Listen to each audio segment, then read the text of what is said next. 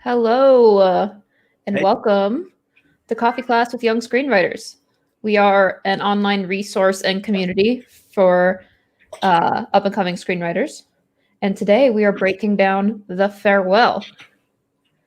John, did you like it? You're so professional. I'm not laughing. I'm grinning. But Adam, I'm kind of like, oh my God, I didn't know we were going to be this together. Well, Adam knows because he keeps telling me to get it together, right? A force pushing that direction, but I will say it's less about how together we are, and more about how not together we were before.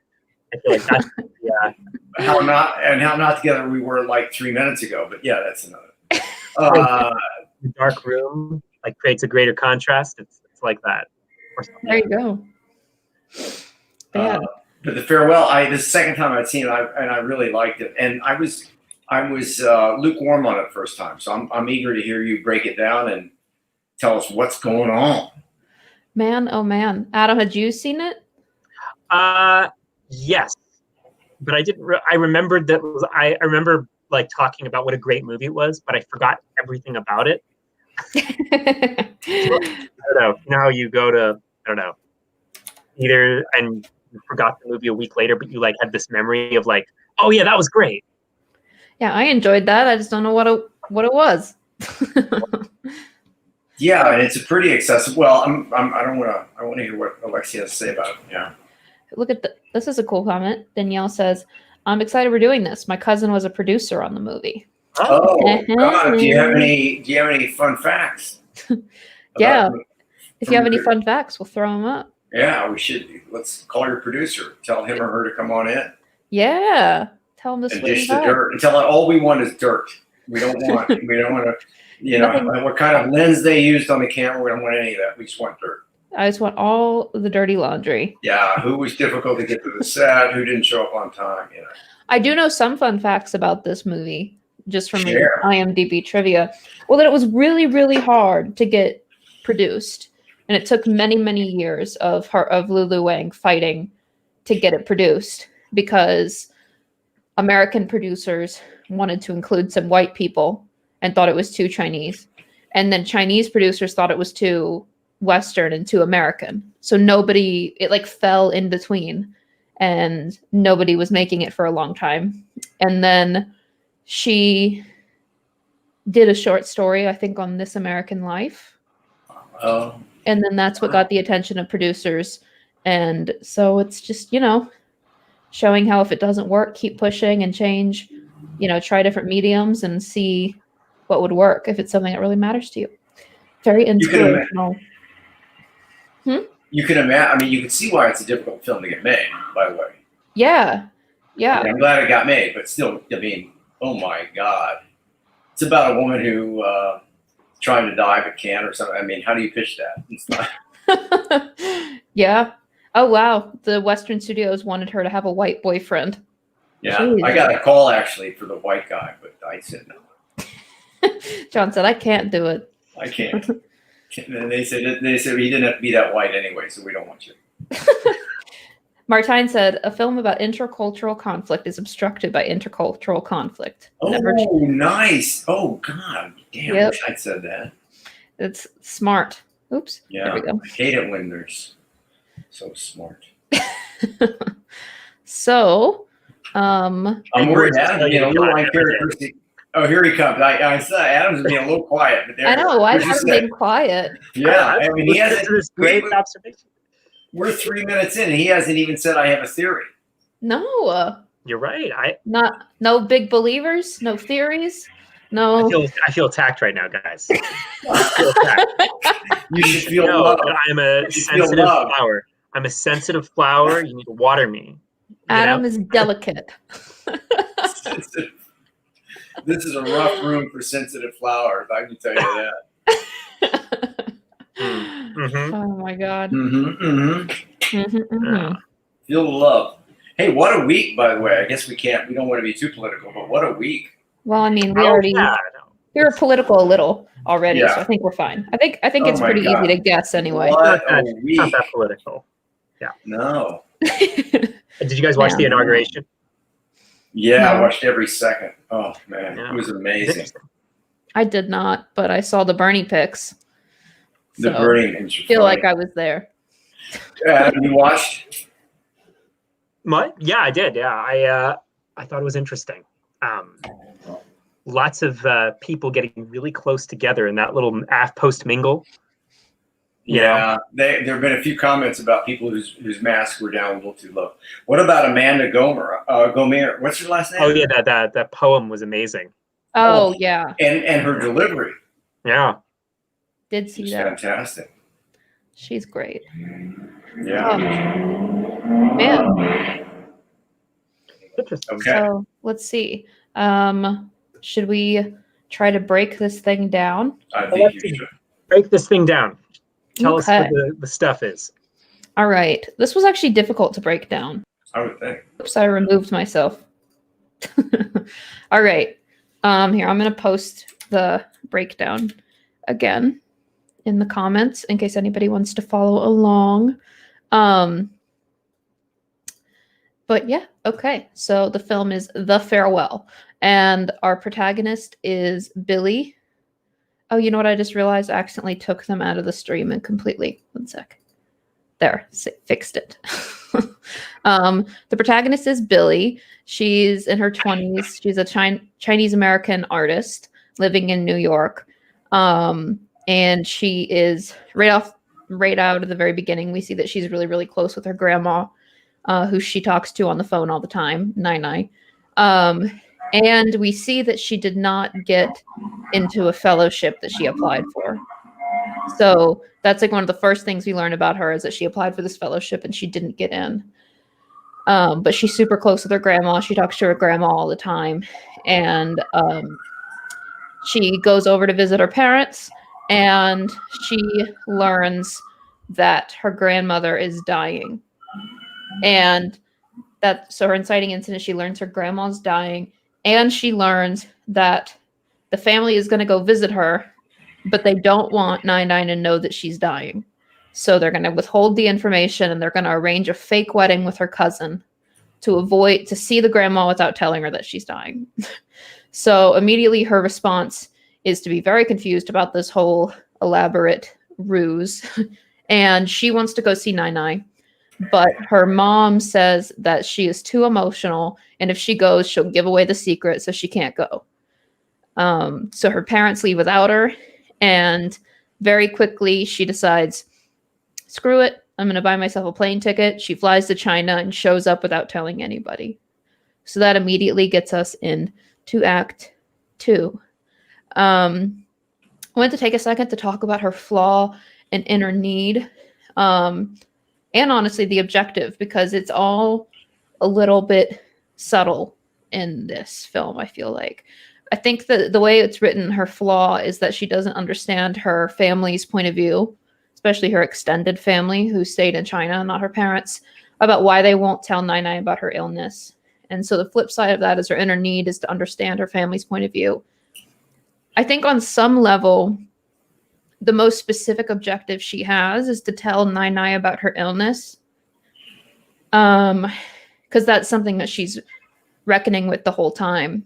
And that would make herself her antagonist. I talked with Adam about this before, about who is the antagonist in this. And there's a version where it's just her family as a unit. But I think really it's her desire to not offend them. So it puts herself as the antagonist, because she could tell her grandma at any time, but she's holding back. All right. So anyways, Act 2. She is back in China for the first time since she was a very, very young child. Her Chinese isn't good, apparently. At least everyone's telling her constantly her Chinese isn't good. Her mom is saying that all the time.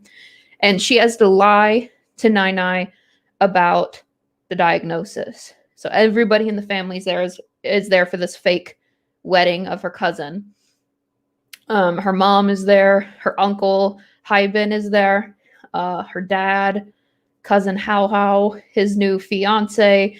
Everybody in her family's there, including the grandma, and she's gonna have to keep up this lie the whole time. And the moment she walks in the door and sees her grandma, we know that this is going to be a struggle for her. We see immediately how devastated she is and how emotional she is, but she has to pretend to be happy the whole time because the wedding is happy. So the family's all there, and they are just they have some like interesting dynamics where people are kind of bickering and trying to cover up their emotions. And we see the grandma noticing that everybody looks bad at different times, which seems to be connected to the fact that they're all secretly sad and trying to cover it up, and they're all stressed. So everybody's trying to get the grandma treatment without telling the grandma that that's what's going on. And Billy is constantly asking different family members, like, shouldn't we tell her? Like, what's the deal? Just not understanding why they can't tell the grandma. So they do things like they're sneaking 99 medication, pretending it's vitamins, like just this whole elaborate thing.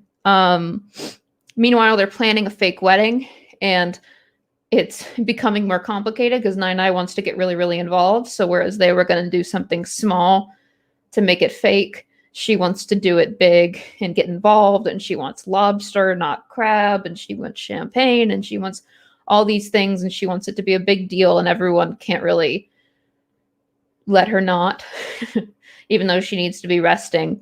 It's like part of the whole thing. We also see that Billy's dad asks her about the fellowship, and she lies to him. She says that she hasn't heard back, and she doesn't know when she's going to hear back, and she's just really closed off about it, that she's not necessarily being honest about her own life.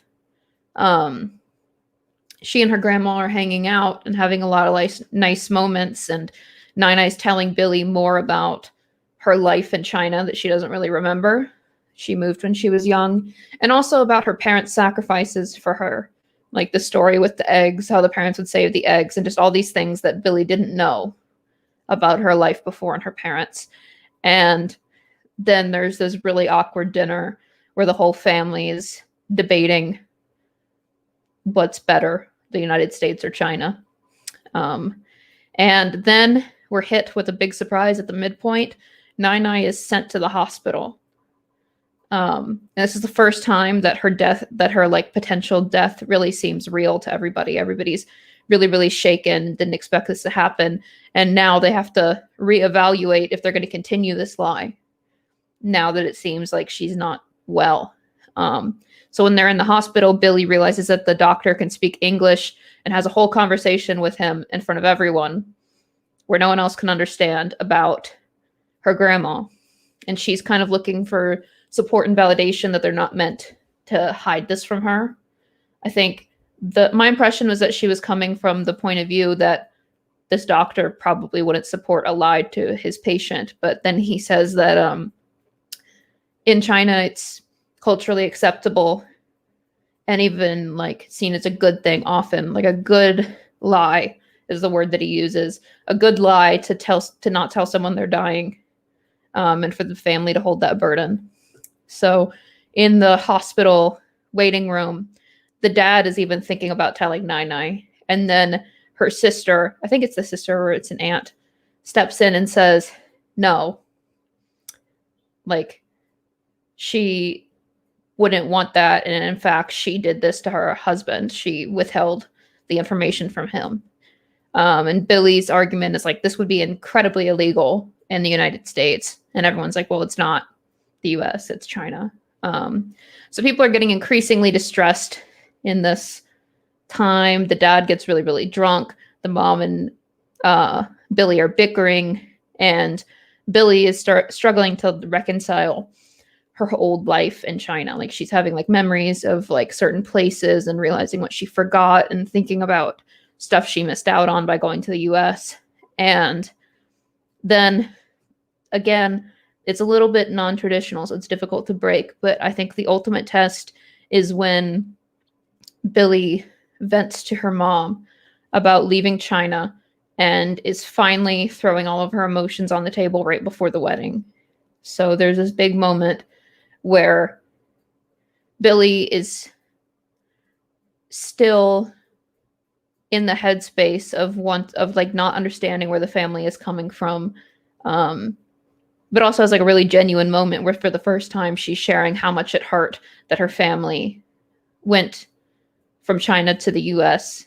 And it also kind of shows that because the parents see that as something that they did as a sacrifice for her, and she sees it, she understands that, but also sees it differently. So anyway, they go in at the very, very beginning of Act 3, they go into the wedding, and this is really when everybody is like, has to step up their performance, and people keep like almost crying, and it's all emotional. And then the peak all is lost moment, I think, is the really, really sad wedding photo where Hao is crying, and they all have to try to keep it together. And then immediately after they take the picture, Billy has to leave to go get Nai-Nai's medical test document. So in her All or Nothing, she's sprinting to the hospital, and she gets there, and she has to go alter it to further this lie, to show that she's healthy when she's not. So she changes it to benign shadows. So now she's fully committing to this lie with her family. And I think a lot of I missed one of the most important parts. Where Uncle Haibin tells Billy about the differences between Eastern and Western culture right before the ultimate test. He finally tells her about this idea that in the East, the collective is more important than the individual, and that they see it as holding the burden and the pain for the grandma, like that it's their responsibility to hold this for her so that she's not burdened with it. And I think that's finally when Billy starts realizing that it's true. Like at the wedding, she starts seeing that. Anyway, sorry about missing that important detail. Anyway, so Billy alters the documents, and in her final fight, she's with Nai-Nai, and she says that she wants to stay and take care of Nai-Nai. And she says no.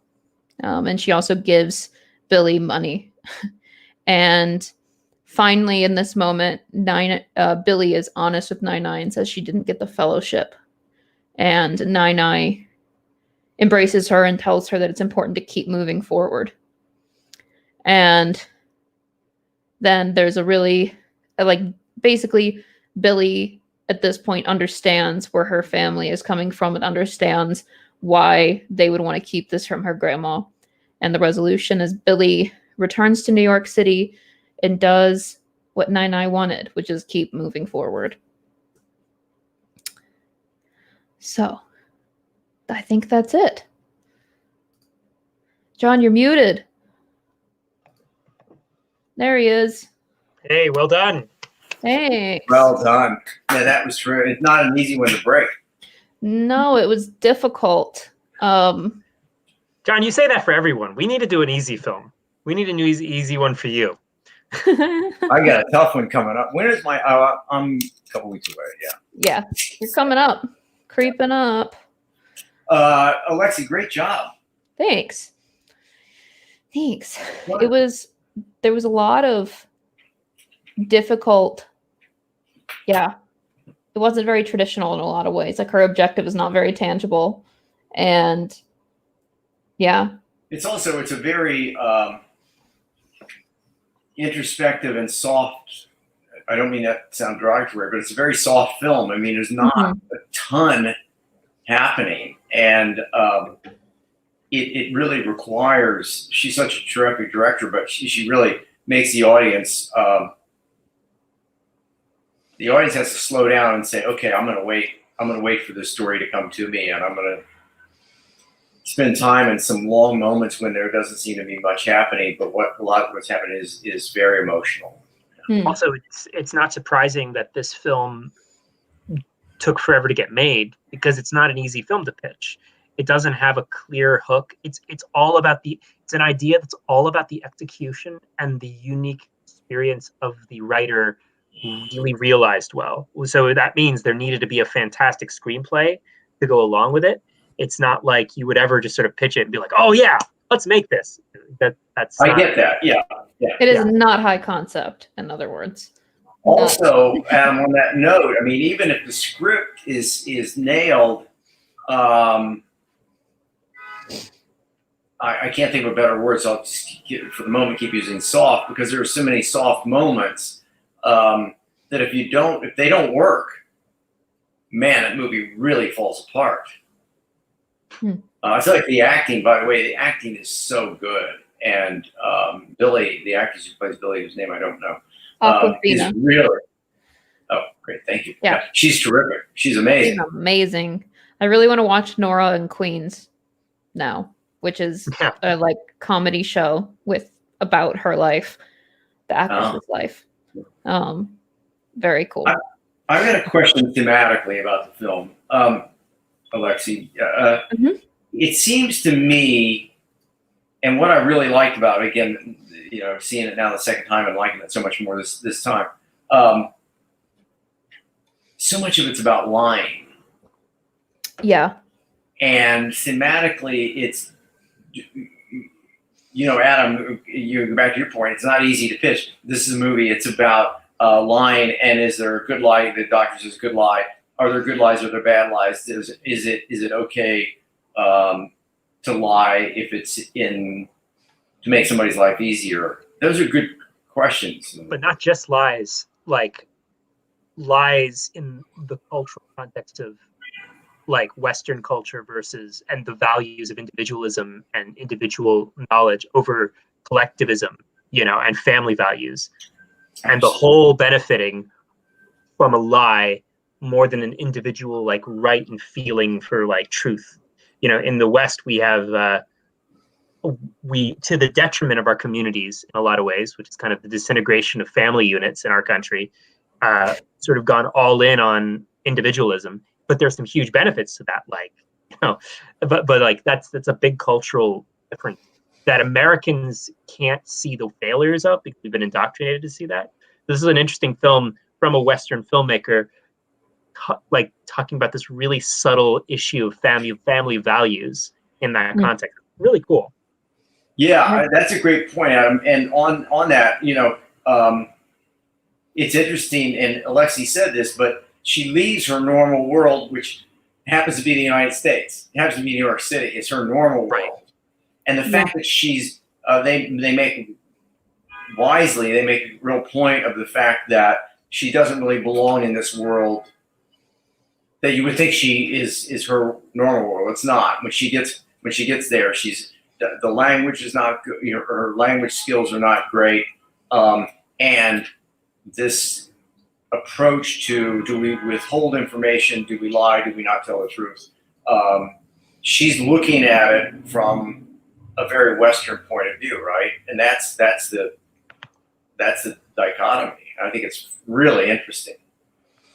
It was a really, really good way to show that. Like, I feel like that's one of those things that I could imagine the writer struggling to explain to people, like trying to explain the difference between Western values and Eastern values as it relates to the family. And then I could imagine, without having seen this or understand it, someone just telling me like that a family will withhold medical information for the sake of a family member, me being like shocked by that and not being able to understand it. And I think that this was a really cool way to let other people understand, even if you ultimately disagree or agree or however you end up, like you definitely understand where they're coming from. Where does Billy end up on this whole? She ends up understanding and like respecting her family's wishes. I think that in that final moment when she's telling Nai, she tells her one truth but not the other. She tells her she didn't get the fellowship, but she doesn't tell her that she's sick. And so I think that she kind of ends up uncomfortably understanding what the family wants. I don't know. What do you think? Yeah, I agree with that. I also, in the epilogue where they say, that she's still 6 years later or whatever it is, she's still alive. Yeah. If this were the fictionalized version, I would have. Yeah, I'm gonna get killed for this. I would have killed her. Oh my God. But that was because it's more dramatic if she what? No, but here's the thing. That's also a choice that is a very Western point of view in terms of the story cadence we're used to. You know, like it would have because if she lives, then the lie is more justified. That's right. Yeah. So if she lives, what's the big deal, right? Yeah. But if she dies, yeah, I don't know. It's just interesting. When that flashed on the screen, I had forgotten it from the first time I watched it. I went, oh no, she's got to be dead. That's a mistake. Right.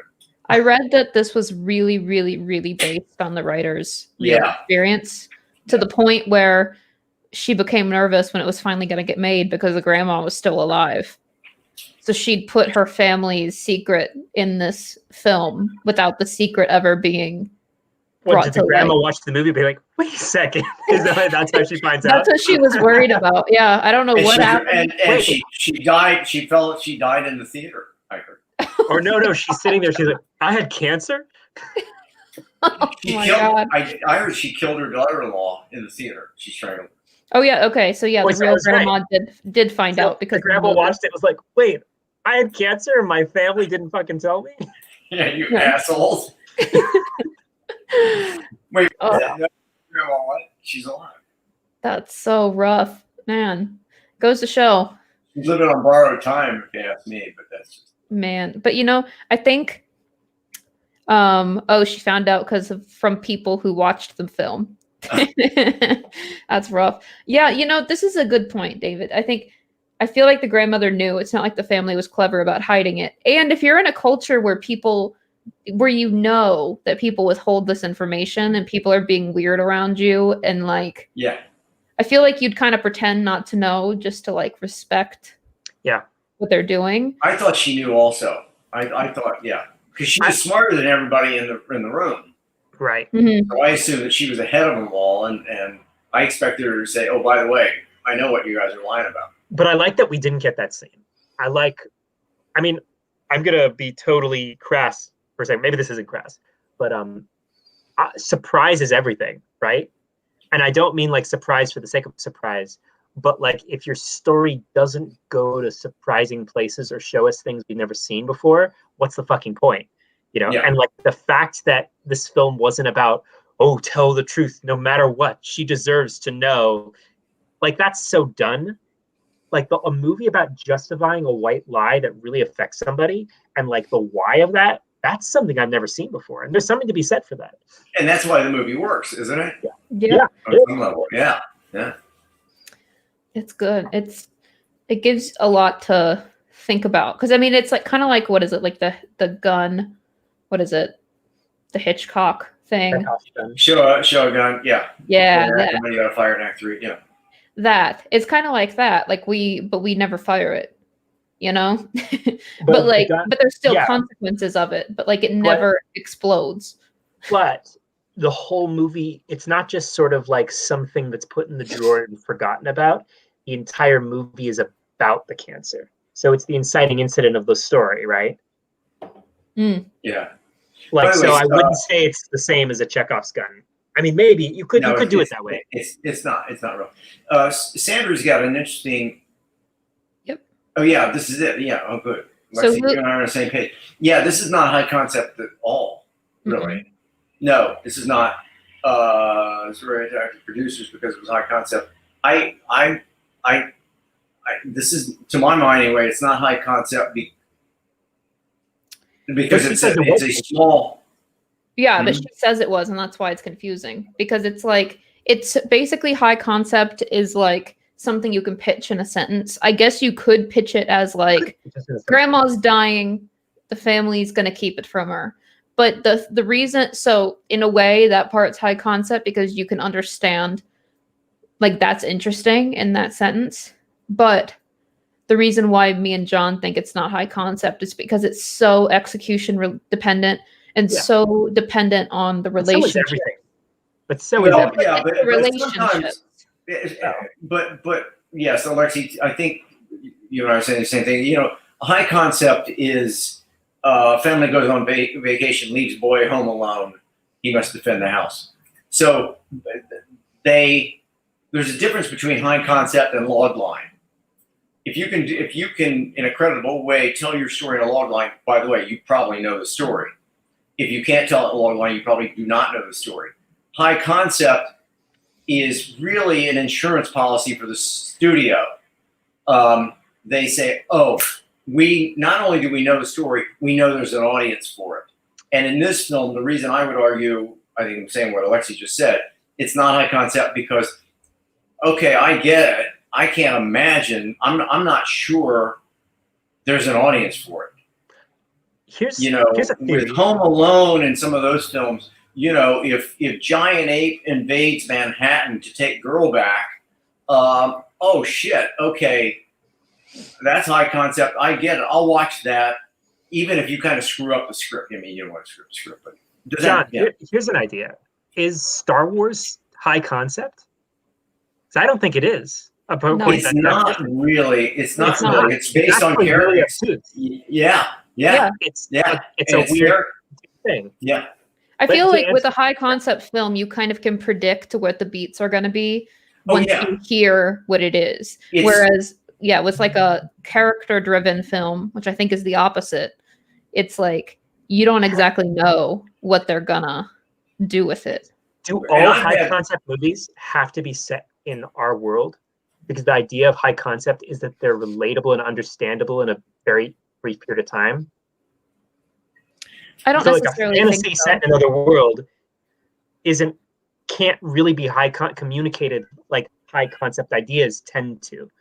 Like Toy Story is a high concept idea because we all know what that little boys or little girls have toys, and the idea that those toys come to life, if it's a reference that we can play off of in the mind's eye of the listener. If the story is taking place in a place where nobody has references, how can you have that communication? I wonder. This is a question. I think that's true, but I would argue that Toy Story isn't a world we know. It's just one that we can understand very quickly.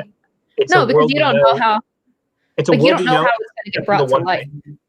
No, but that's the one high concept idea. It's like any other American boys, middle class boys, room and neighborhood and world, except that the toys are alive. And the fact that it plays in on everything that's regular and mundane, like we see the birthday party and all the kids go to the birthday party. We see the yard. We see the mom getting into the car. Like the whole point is like, and how do the toys interface with those mundane realities? If it was set in the planet Blark, you would have to establish what that would be, because the whole film is built off references. I don't know. I think it is high concept. But I remember that a lot of times at studio meetings, they said that if it's high concept, you can immediately see the poster. Mm-hmm. And by virtue of that, they go, oh, we can sell it. So the studio, again, I'll say this even about myself somewhat reluctantly, but I sold high concept pitches, and I thought in the room when they were buying the pitch that they were thinking, even if he screws this up, it's such a idea. The idea is there, and we can get somebody to fix it. Mm-hmm. Because the nuts and bolts. Somebody said here, it's not a high concept. Where was that? But it's a very original idea. Yes, absolutely. Yes, it's important. So David, you're right. It's such an original idea, and a lot of it's based on character and how these people interact with one another and the journey they go. I think it's important to note too that high concept isn't better. It's just different. No, it's like there's like the categories. It's not it. There's like benefits of doing high concept, and there's benefits of doing character driven. A benefit of high concept is that they tend to be easier to pitch and easier to sell. And high concept is typically a studio movie. Studios are looking for high concept. That's there because half the work's done. They know how to sell it. Mm-hmm. It's like a hook or an easy to communicate idea. Like it's an idea that like John said, you say it in a sentence and you know the poster. Yeah, I mean, I probably mentioned in here, Adam, the Ivan Reitman, legendary. I think it's true that Ivan Reitman went in. He had a deal at Universal Studios. He went into the room and he said, "Arnold Schwarzenegger, Danny DeVito, twins," and they said, "We'll buy it." Here's a note. So Joe says maybe a way to describe high concept would be to describe what low concept is. Same idea as John's. Here's the wrong way to do it. I don't think there's any such thing. I think low concept is actually just character driven. Tends to be what they call it instead. Like I've not heard something described as low concept. No, but that analogy, that is, yes, it's based on. It's based on character. It's based on the character's arc, the growth of the character, and it's got much more texture and finesse to it than a high concept movie. A high concept movie, studio, the buyer knows you're going to hit those beats. Everybody knows what the beats they are. In fact, in this film, there was a moment when I thought, oh, there's a beat, and they're not going to hit it. God bless them for not hitting it. But when they meet the doctor, you're a doctor, you speak English, you went to school in America, and you're single. In a high concept movie, Billy and the doctor end up together because that's a natural beat. And the fact that they don't use it is kind of wonderful. Well, like the white boyfriend is very much like yes, that proposal. But that's a trope too. It's a trope, but also it does start to fit it more into like because when you add the boyfriend, you're adding a different plot line to anchor it that fits more into the high concept category. And then H brought up this point real quick. A family must find a way to avoid telling their matriarch she's dying while throwing her a farewell bash disguised as a wedding. To me, pretty high concept. I think that this is what John is talking about it not being a log line. That's a great log line. I'll go back. This is a little too easy, but I'll go back. You can't put that on a poster. Yeah. Get Out. Somebody, Veronica. Yeah, I think Get Out is probably high concept. Is it? Yeah. I guess it is. He visits because it's got genre hooks in it. It's got a secret society, the girlfriend who's betraying him. Spoilers, but like you've got all the stuff. Yeah. To communicate, like it's got ideas. Like the idea is the dramatic conflict, and it's easy to communicate. Because it would be like a black guy goes to his white girlfriend's house to meet his parents, her parents. They try to like keep him. He has to get out.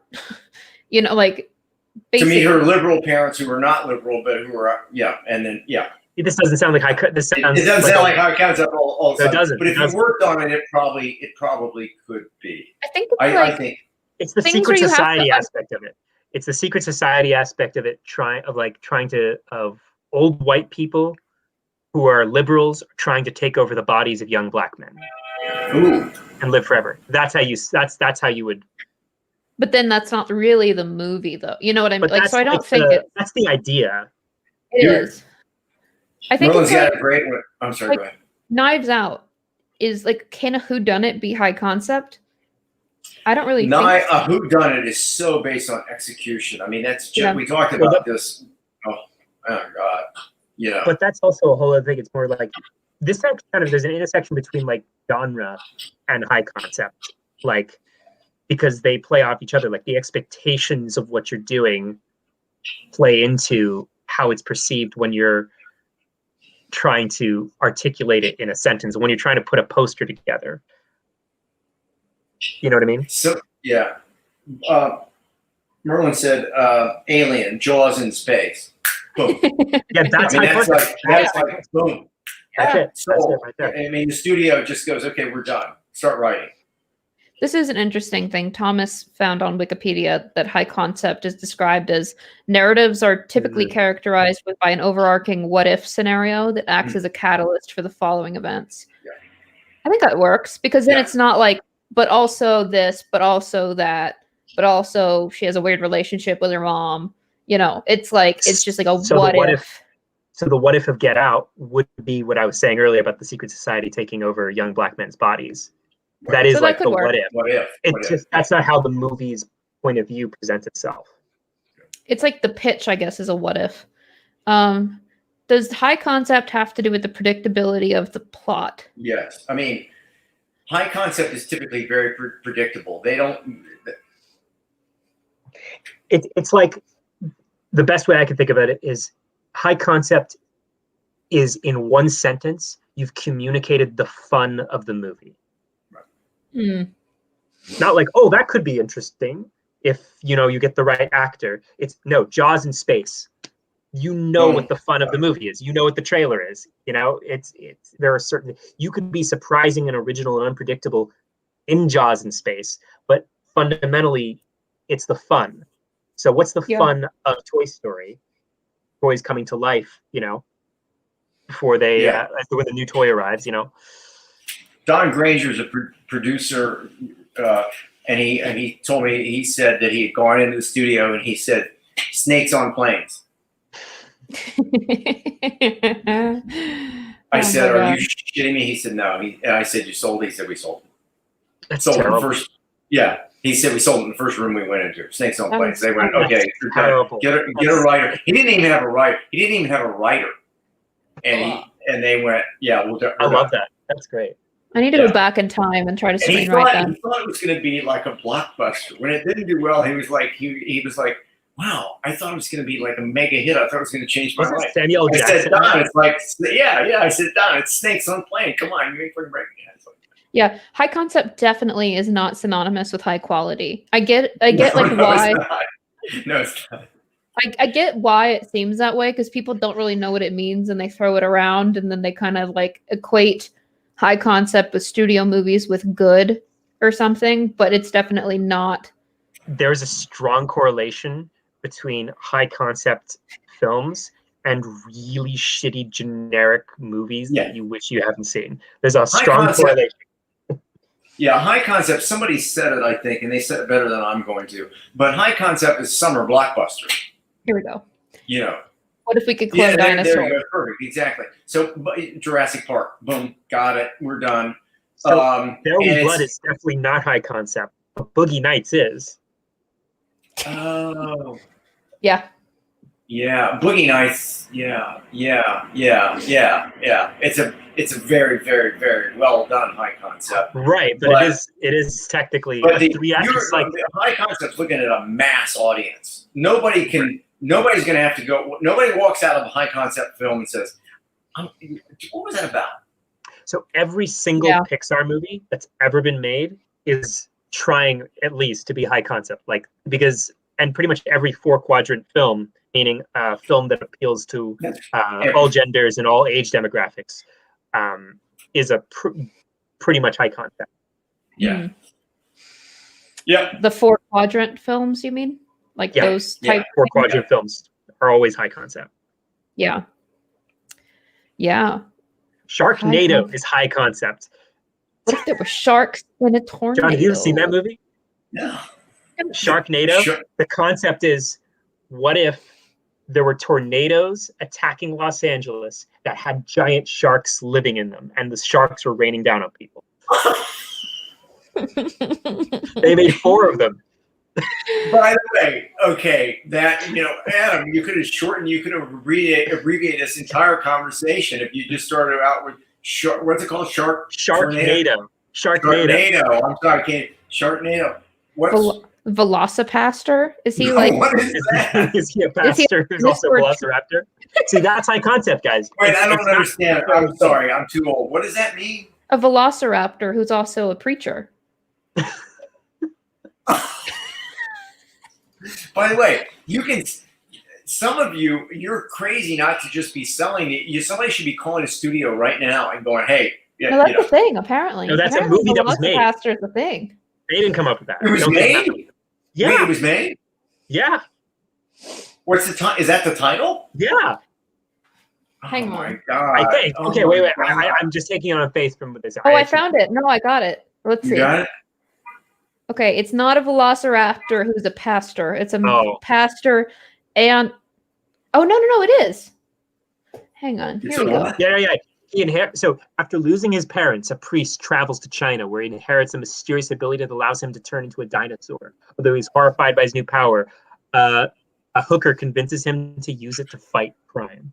Wait, they even got a hooker in it? Oh my! This, by the way, that's brilliant. And ninjas. I'm sorry. And ninjas. Yeah, look at this. I've got to watch this tonight. That's my kind of movie. Don't do it. Look at this. They got ninjas and hookers in it, and what else? And dinosaurs. So he turns into a dinosaur. He turns into a dinosaur. He turns into it. What is this IMDb trivia? I want to know what the deal is. This is too good. This should be on our list. Featured on a popular podcast. How did this get made? So, well, interestingly enough, not all bad movies are high concept. But most So The Room is not high concept. Because it's trying to be a serious character-based drama and failing miserably. Yeah. By the way, if you write, if you write a nuanced, low concept, now we'll use that term. I like that term. If you write a really good script, nuanced, and it's not a high concept film, that will get you in the room to sell a high concept movie. If they know that you can write a strong character based The Farewell, then they're like, if you can do that and you've got a high concept idea, marrying the two makes a studio very, very interested. Right. So Greta Gerwig is now directing the Barbie movie. Yeah. Perfect example. Really?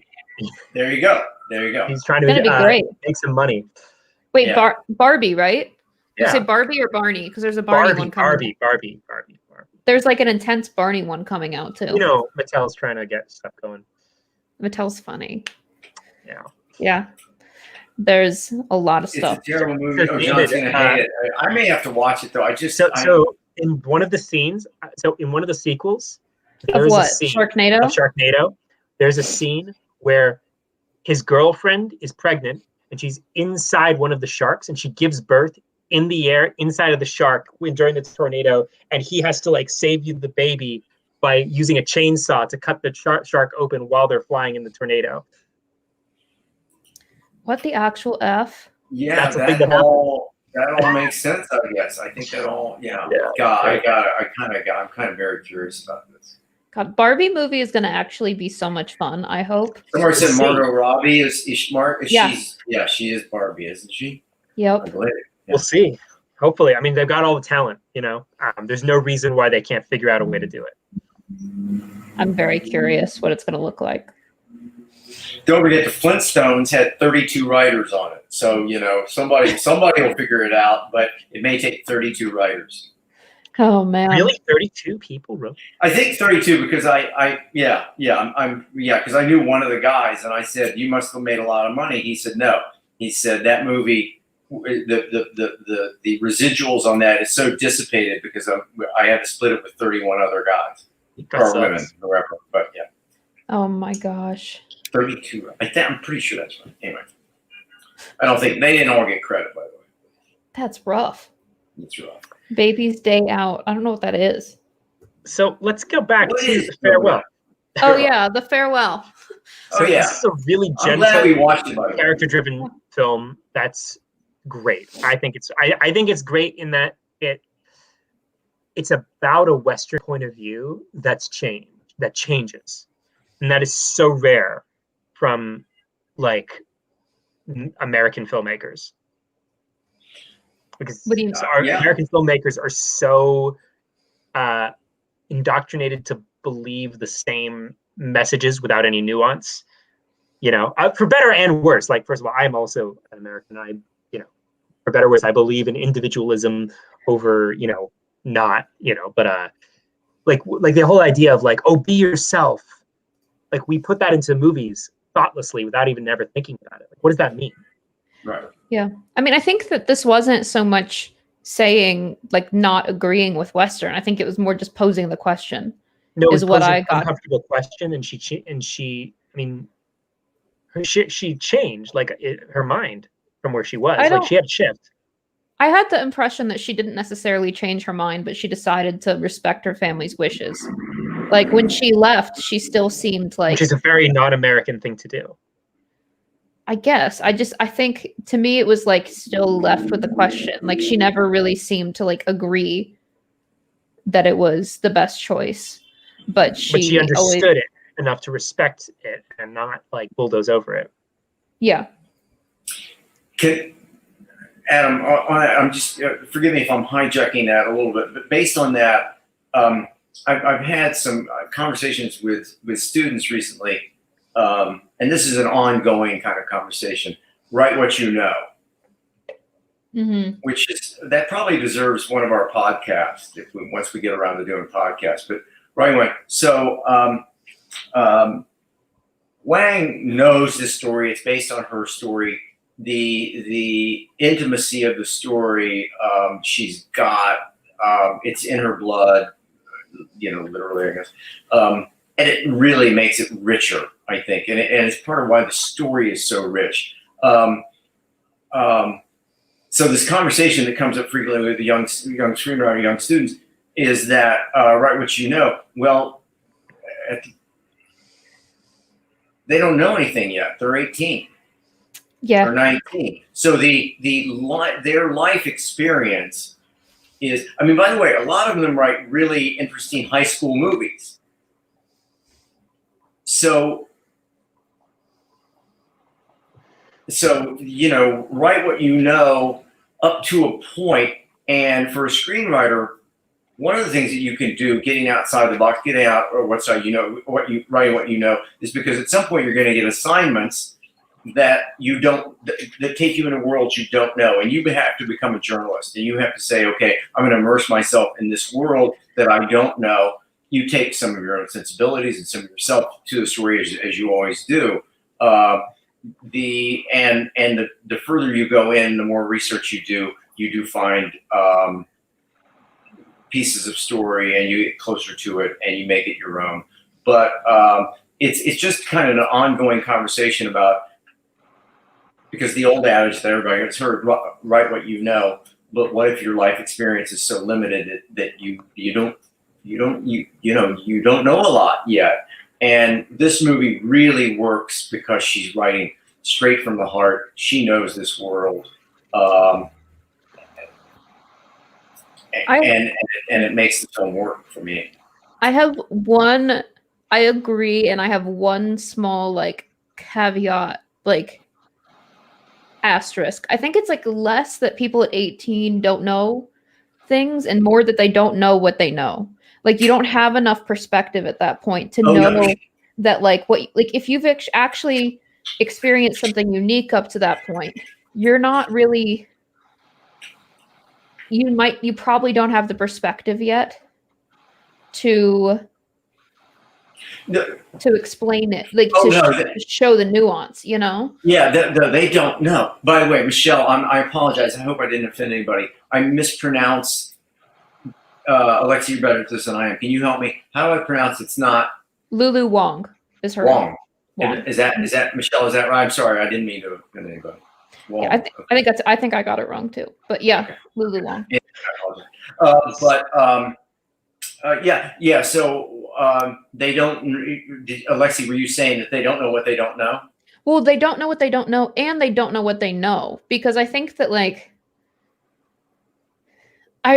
so a very a thing that I was dealing with when I got to NYU is that I didn't have the perspective to tell my story without relying on cliches, because I didn't have the perspective yet to fully understand the things that I had gone through before 18, it was it's some people you don't know yet, you don't have the perspective yet at a lot of points to do it in a way that's not cliche, to do it in a way that's authentic. It's easier to fall into cliches before you have perspective on things. Does that make any sense? It does. I think so, yeah. Can I add a caveat as well? I think write what you know is misleading for a lot of people. I think a better something a term I would prefer if I was to personally use it is exploit your lived experience. Yeah. Because you can write what you know in a science fiction space story about, like, you know, and put your father in it and your relationship with that and like certain interpersonal dynamics. Like, exploit your observations, exploit the small moments.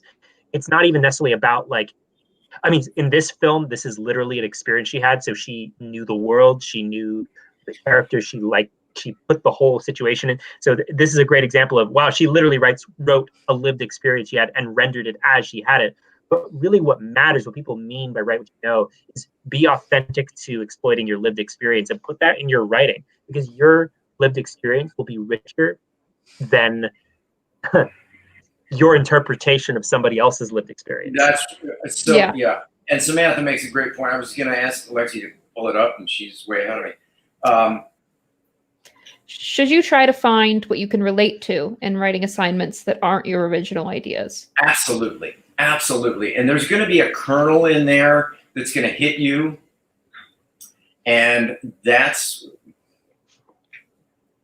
you know, where you start to do your focus and your research and go deeper and deeper. Yes, there should be relatable moments, and that will help anchor the story. Yeah. If you're going up for an open writing assignment about something, you need that. Like, like if someone says, like, I have a movie about a singer person who like is like on tour and like does this thing or something, you have to, and that's not at all what your life is, but you want to like try to become the writer for that, and it's an open writing assignment. When you pitch your take on it, you have to persuade them, like, you have to convince them that you're the right person to tell that story by finding something in it that you connect to, typically. Absolutely. Because they're meeting a bunch of writers, and hopefully this takes it, Alexie, one step in a slightly different direction. If your agent or manager knows you well, then when they hear that there's an open writing assignment, they go, oh my God, it's Winter's Bone 2. Yeah. And your manager calls him up and says, I've got the writer. And so then when you get into the room, you say, yeah, I lived there. I lived down the road from that. And then that gives them comfort, because they go, oh my God, we don't know that world. She does. Yeah.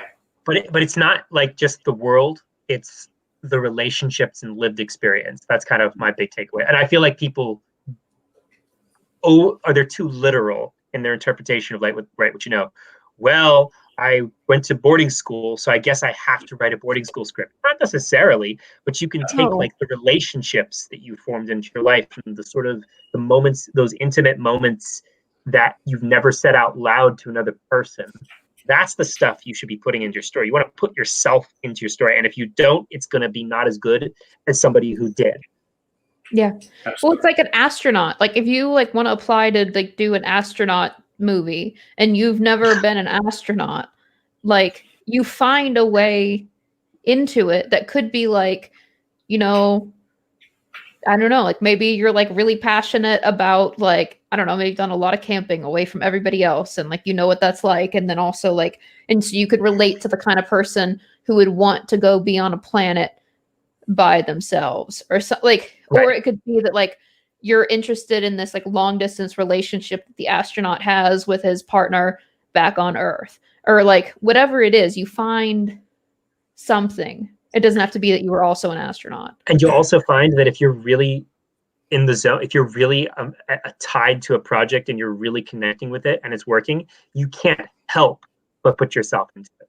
Like Tolkien, he was writing Lord of the Rings, outright said, I deny all accusations of allegory. I despise allegory or any interpretation of meaning in my work. But like the whole the whole book is about his feeling of loss as a soldier in World War I. All his friends died. And it's about those bonds you make with people when you're, when you lose everything and you're trying to protect something in innocence, right, from a world that's destroying itself. That's like that's in the book, whether he would have wanted to or not. Like, that's lived experience. Whether it doesn't matter that it was about elves and dwarves and fantasy stuff that you've lived experience. It's his stuff is there. You can't help it. Yeah. I love lactose intolerant astronaut, by the way. There may be a movie in that. I mean, it's like. Wait, why would he have to drink? Oh, maybe he has to like milk himself or something to survive. Something. I was gonna say maybe he brings a cow. Jesus Christ, Adam. But I love that whole right. What your last lactose intolerant. Yeah. An animated film where he has a cow who's also an astronaut. Adam, jeez. Also, it is not a coincidence that like 70% of Stephen King's stories take place in Maine? No, not. Yeah. Or they like, he always writes protagonists who are writers. It's kind of a joke at this point. I think, right, yeah. And I mean, that's the thing. Very funny comments.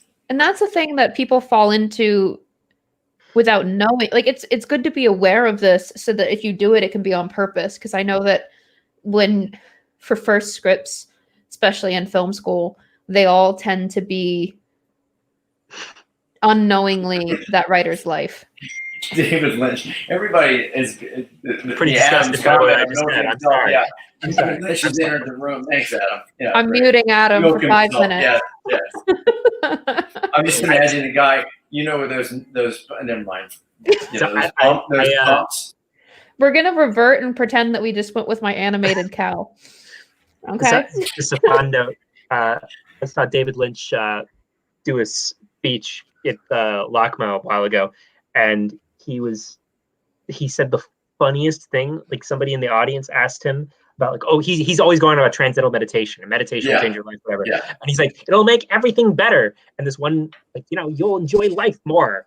And this guy asked him about, like, well, you're on the meditation path. Like, should you be like watching pornography or like doing disgusting things? No, you'll enjoy it even more. Which I thought was great.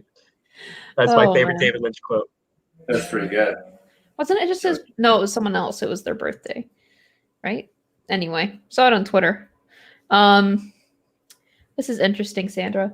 Wang also mentioned in TIFF, she didn't intend a universal impact or an Asian American theme. It was just a personal story that was like telling a friend. I think that's notable. Oh, God, that is good. Yeah. Wow. Talk about intimacy. That's nice. A good tip I got that was very helpful for me when I was starting out was when you're writing, write for one person, like write with the criteria of, would this one person really enjoy this? Yeah. That reminds me, my brother was telling me how he used to get like perfect scores on all of his essays in like middle school and high school. And he was like, I just wrote for the teacher. I wrote what they wanted to hear. That's smart. Yeah, he's a smart dude. But like, everyone kept asking him, like, how do you get it? Like, how do you keep getting like perfect scores? And he's like, you just write what the teacher wants to hear. Like, it doesn't really matter what else. I mean, like, teachers aren't really reading critically. They're fucking trying to get through a stack of papers, Yeah. They're doing a checklist in their mind. Oh, did they do that? Great. Oh, so this is a good question. Samantha says, should you mention what makes it personal to you in the pitch, or wait until you are asked? No, you mention it. Yeah, mention it. In fact, you might lead with that. You might start with, here's why I know this story. Boom. Because, that's it. It's just a great selling point, When you are pitching, you want to be like really excited about their idea. And so an easy way to get into it is like, well, when I saw that, like, I had the opportunity to pitch about this, I was super excited because of personal reason here. And then you get into the whole pitch. Yeah. Yes. Absolutely. Yeah. Basic psychology. They'll interpret what you say next more positively. if you do that. Yeah, it's a game at some point, and then once you get in the door, then you have to do the other stuff. But yeah, the pitching and things is half you having the ability to tell the story and half you telling them what they want to hear, and like you and your ability to win them over. And you have to. I always thought this was obvious, but maybe it's not, because you also have to entertain. Yeah. I'm sorry, you have to entertain. They have to go, I had fun in the room. The pitch was by the way, if it's a thriller, you have to thrill them. So if it's a mystery, they have to feel the mystery. That engages them, you know. That's part of what you do, and that's why, by the way, you know, some people are great at it and some people are not so great at it, you know. It's tough. You have to figure out what not to tell them, is I think sometimes one of the most challenging things about a pitch is you have to figure out what you can leave out and keep it going. Alexie, I mean, is it important, you know, that we knew the color of the doorknob? You know, God, no, get that out of there. But that comes with Alexie, I mean, and Adam too. I mean, doesn't that come with the practicing or rehearsing your pitch, knowing your pitch, and going, I've got this. It's taking up time, and it doesn't resonate. It doesn't mean anything for the story. Why have I got it in there? Get it out. You know, I had a very fortunate experience where I was pitching on an open writing assignment, and it was very, very like world buildy. And I did the whole pitch, and the guy was like, I like it, and I'm going to send you to like talk to the next guy up about it. Cause he was like a lower producer, and he wanted to show it to the head guy. He's like, but cut out the beginning. Don't do that. And I was like, wow, okay, that's actually very helpful. And that's great. Yeah, because I mean, I guess rare. I know. It's rare. He was like, yeah, because I guess he liked it, but it was just too much. And so he was like, don't do that. Just immediately get into it. And like, yeah. And so that changed how I pitched. It was also very like, oh, that was a close call. Like that. Yeah. Go ahead. The best advice I ever got was to talk about your story the way you would about another film that you absolutely love. Yes, like talk like you're a fan of your movie. And the moment that clicked for me, because I can be a fanboy for shit I like and really enthusiastically talk about movies, I was like, oh, I'll just do what I already do to all of my friends about my own story. And if I'm not genuinely excited about my own story, something's fucking wrong, you know? Yeah, and if you don't, you're right, Adam. And if you don't love it, they're not going to love it. You know, you have to convince them. I am passionate. This is a great story. I'm telling you a great story. I kind of want to circle back to a question Martine asked before that got so buried, I don't even know where it is. Probably right back. But he was saying, Adam, he was asking if it's possible that in the farewell, Billy's objective was to not tell her grandma. Ooh. So Adam, did you hear that? I don't think that's right, but it's interesting. I think Martine asked if it's possible that Billy's objective was to not tell her grandma. So it's to keep the secret. I guess keep the secret is better. Keep the secret. It's keep the secret. But and it's hard for her to do. But the challenge of that is that where it like butts up against like traditional 3-act structure is that she's technically achieved it from like moment one, you know. I guess if it's like keep the secret until she goes home, then that can become more tangible, but it's like she's technically achieved it the whole time. But she's about to go through this gauntlet of events and interaction. So like, you know, going into it that it's going to be hard for her, and that's where the tension comes from. It's like, well, she's probably not going to be able to keep that secret. What's going to happen if shit lets out? Like, that's the tension that makes it work. It all works because we know they're going to do the wedding thing, you know, and like that they want it's very clear what she's going to have to do and what the scenes are going to play as. Yeah, and she's fighting it all the time, isn't she? Yeah, I guess so. I guess, yeah, I hadn't thought of it as the opposite of that, the keep the secret as the objective, but also keep it until X time makes it easier for me to wrap my head around. While in China, yeah, I think that's right. So there's a ticking clock, you know, like the entire trip. That's right. Yeah. So that she's struggling with it. By the way, the whole wedding that whole wedding thing is great, isn't it? What a great idea! Oh, it was great. Yeah. I want to know more about that girlfriend. I want to know more about Velocipaster. I'm not gonna lie. I'm probably gonna watch it this weekend. By the way, Adam, I am not. It's gonna be hard not to watch it because, and it also give you what a whore I am. It's gonna be hard not to watch it and think, damn, I wish I'd written that. No, I'm not gonna have that feeling watching it. You're the whore, so. Your words, not mine. Your words, not mine. And I embrace it. It's my flaw, and I embrace it. John, what movie do you wish you wrote? Like, in all honesty, what movie do you wish you wrote? Well, the first one that came to mind, Searching for Bobby Fischer. Really interesting. I love that film. Also, I love father-son movies. And Searching for Bobby Fischer, which is a very, very, Steve Zalian wrote it, and it's a very difficult film to make, and it's a very convoluted story. I love that film. Yeah, I mean, that's the first one. I mean, you know, Lawrence of Arabia, sure, but Searching for Bobby Fischer is like, damn.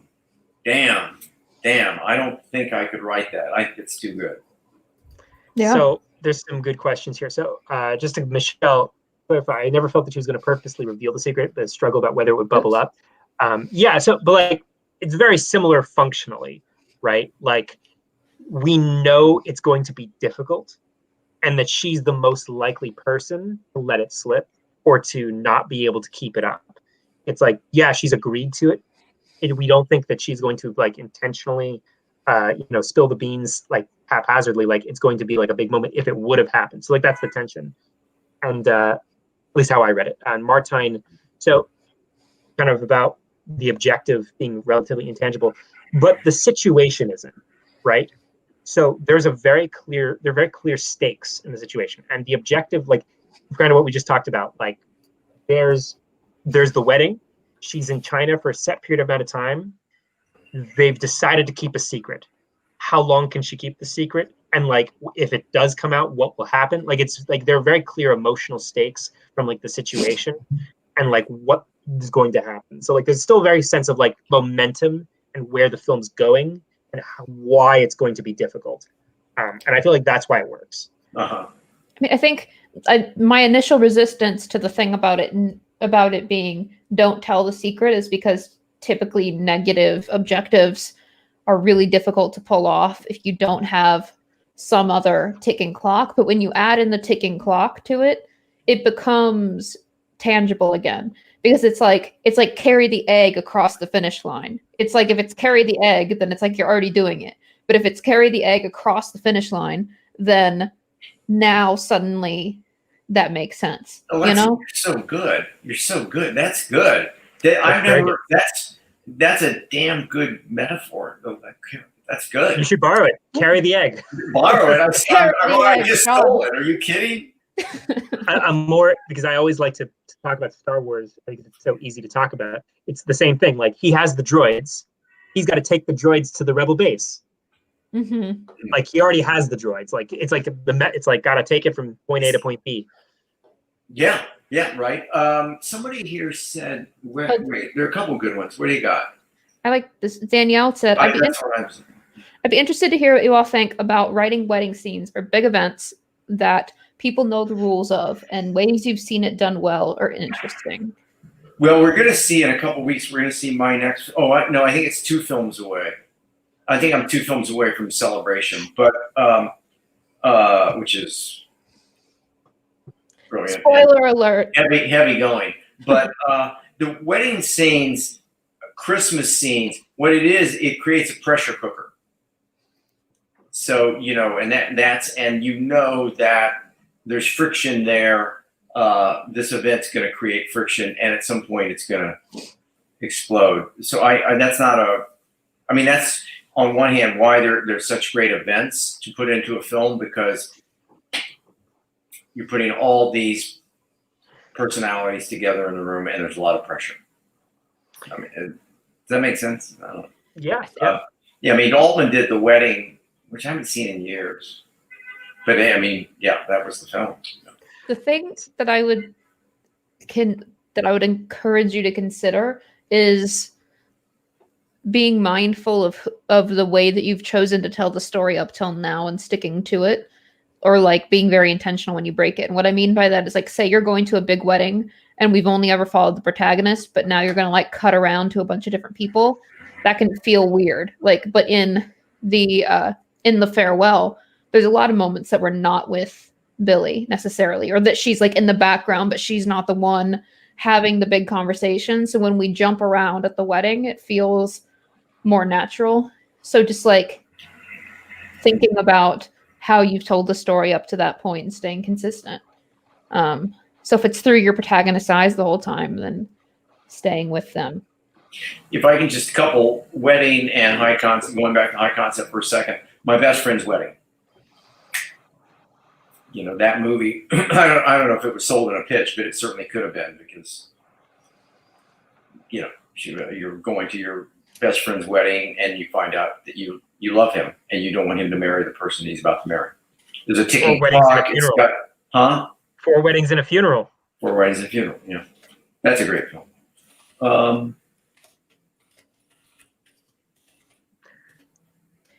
I love in this film that the father gets really drunk that night, that one time. It's so funny. Were you reading a enjoy comment? Weddings personally. They're all such, I hate weddings. It's always such a big pain in the ass. What, a wedding? Yeah. I don't freaking like it. That's why I went to town hall or city hall or whatever it is. They kept laughing at me because I was like, we need to go to the courthouse to get married. And they're like, you don't do that in New York City. You go to city hall. She's going to Las Vegas. City hall, town hall. I have a friend who got the courthouse. I have a friend who got married in a parking lot. Oh, romantic. Oh, really? Was it an important parking lot? No, it was just like that's where like the legal representative was. Wait, confession, I've never been to a wedding? You've never been to a wedding? Do they not do weddings in the Netherlands? How? Really? People don't get married there. They just come out of the ground. You know?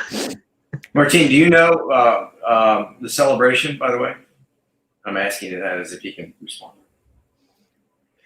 While he responds, I was a flower girl in a wedding. How old were you? I was very young. And it was like for one of my old babysitters at the time. And it was just me and my cousin. And we just threw little flower petals. And I felt very important. And my brother was the ring bearer.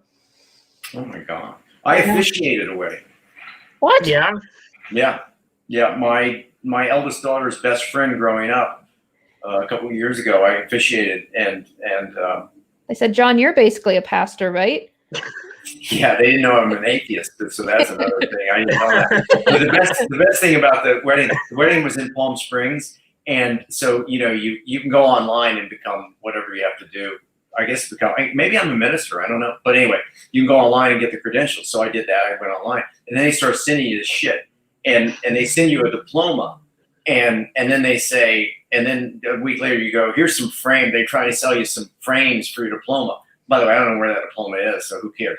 But so I'm like, no, I don't want that. No, I don't want that. No, I don't want that. And then finally they sent me, again, some crap you can buy. They sent me this, they said, you can buy this t-shirt. It's a black t-shirt. And across the front, big block white letters, it says, minister. And I said, I'll take that. And so they send me this stupid t-shirt, minister. And so the day of the wedding, we're in Palm Springs, and the day of the wedding, I walked around with wearing that t-shirt all day. It was hysterical. People would like walk by me and go, whoa, what the fuck? That guy takes himself really seriously. It was just, the look, I've still got it. Can you wear it? I should wear it sometime. The look, I'll have to find the looks you get from people. The letters are this high. It's hysterical. I was just, Anyway. They say, "Where's the minister?" Here I am. And I officiate, yeah. And they're still together, so must have done something right. Not as good of a shirt, but I have a shirt that got it, I forget, Goodwill maybe 15 years ago. And it says Jesus Jams. And it's got this cartoon Jesus like going like this. And I've had this shirt forever. And whenever I want to like pretend to be a Christian, because I'm also the atheist, it's always so interesting how people perceive you differently.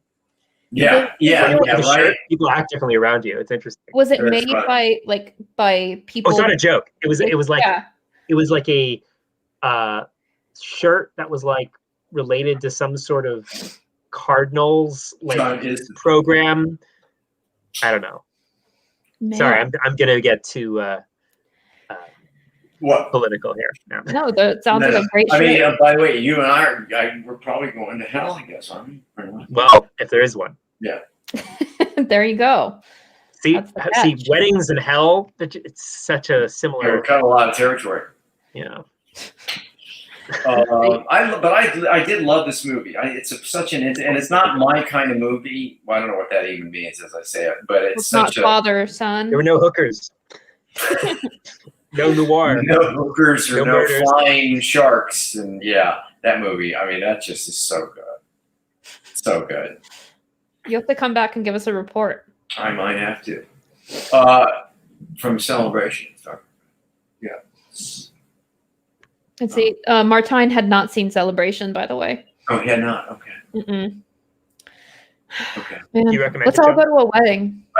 Well, we're going to see it in a couple weeks. Yeah. What are we seeing next week, Alexie? That's on Adam. Adam, what are we seeing next week? What are we seeing next week? I haven't. Oh, great. It's what? What? I'm telling Adam.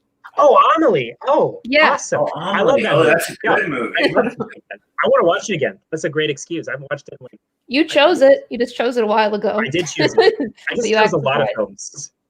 So yeah, you did. I hope finally we're doing another. Yeah.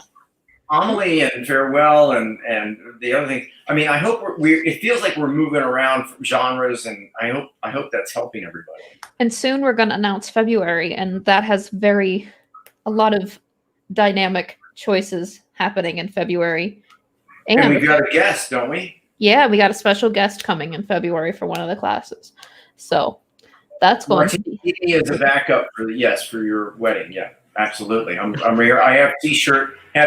Will travel. If I knew you had that shirt. All 4 Sharknado films.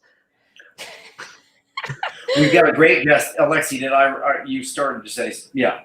Did you want to? I mean, we could just talk about February if we want. I'm going to send out the newsletter eventually, one of these days. What do you got? What can you tell us? Well, Cosmo is coming. Cosmo that's kind of funny. Cosmo is coming, yeah. Cosmo is coming. Cosmo Carlson, who was one of my classmates and one of John's students. And Cosmo is fantastic. And he's had a lot of success in recent years. He got like 2 things on the blacklist, I think. And he's had 2 scripts on the blacklist. He's very funny and very nice. And that's going to be very fun to talk to him. He's got stuff on the blacklist and then stuff being produced or like in development, something right now. Things are moving ahead. A couple things at Netflix, and he's very hardworking. He's got a great approach to his craft. He's very hardworking, and he's kind of in the trenches and doing it now, and doing pitch meetings and meeting with directors and things like that. So I think he'll be interesting and helpful to hear from him. Yeah. So that's like a not movie week. That's like we're going to take a quick little, we're going to talk to him about the business of screenwriting and breaking in and all that kind of stuff. Yeah. Something people have been asking for. So we are happy to do it. Yeah. And then besides that, we're doing John's Choice, which is a bit unusual. It is a documentary called Free Solo. Free Solo. I love this film. And it's a doc, and it's about free climbing, and Alex Honnold, who is the protagonist. Looks very intense. You haven't seen it? No. Oh, it's great. It opened downtown at the Angelica Theater, and I thought a documentary about a guy who rock climbs. So I went down on a Saturday, got there 30 minutes early. It was sold out. I couldn't get a ticket. And Do you rock climb? No, but I said, oh, so I'll buy I'll come back tomorrow. And the lady said, we only have tickets for the 2:00 screening. So the rest of the screenings are sold out. Now, granted, it was only playing in one theater, but it did remarkable business for a documentary film, and it's a terrific film. Do you want to know the sad story? Veronica, thank you. Yes, we will. Oh, will Adam's dying right now. We're gonna. Alexie, I'm not going to Casablanca. That's Alexie. Alexie, have you seen it? It was really a Free Solo or Casablanca thing. We chose Free Solo, so Casablanca's gone forever. Okay, Veronica, thank you, and thank you for your commitment to great films. And I've got my films are Free Solo, Celebration, and then Casablanca. So it's gonna be like the 100th episode. Yeah, 100th episode. That's fine. Do you want to know a sad story about rock climbing? I'm dying to. That's why I came today. I was hoping we'd hear a sad story about rock climbing. I was at a Christian camp when I was very young, and there was a rock wall, and they declared that everybody had to climb the rock wall before we went to lunch. So I hid in the back so I wouldn't have to climb the rock wall. So then eventually they found me, and so I was the last one on the rock wall, and I got halfway up the rock wall and freaked out. But they wouldn't let me down. So like the guy This is a Christian camp? Yeah. And so like the guy who was like the counselor leader was like, one of them pitied me, and he was the one like belaying me. So he like literally like sneakily like wheeled me up the wall, just like pulled me up the wall. Yeah, exactly. Jesus. And then I got to the top, rang the bell, and we got to go to lunch, but it was horrible. Now I won't climb rock walls. Oh my God! By the way, Alexie, can I just prevail on you? You've got to write a movie about Jesus Camp. Is that what it's called? No, I don't remember what it was called. Jesus Camp. That's what it's called. I have two friends who have scripts about Jesus Camp right now. God, it was in Michigan, and they all. A lot of people. It was. It was in Michigan, and they all made fun of us because we were from Kentucky.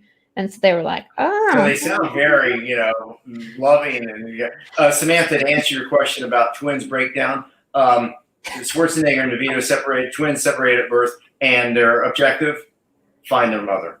Boom, done, movie. Do you want to hear one quick Jesus? You're not going to believe this, Alexie. I've got a Jesus anecdote, and then we need to go. Right? Do I have time? Sure.